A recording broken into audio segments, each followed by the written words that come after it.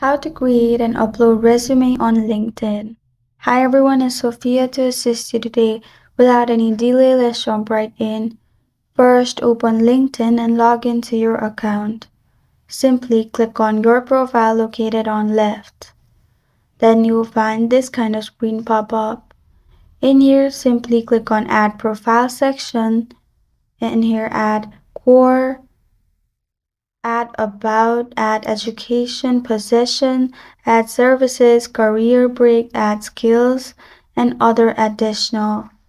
After you're done, simply click on Additional, and in here you can get AI suggestion according to your skills. After that, you can simply save it, and that's how you can create resume in LinkedIn. Or you can simply click on Add Profile section, click on Get Started,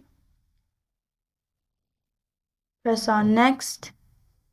In here, you can drag and drop your resume in here if you have already made it. And that's how to create and upload resume on LinkedIn.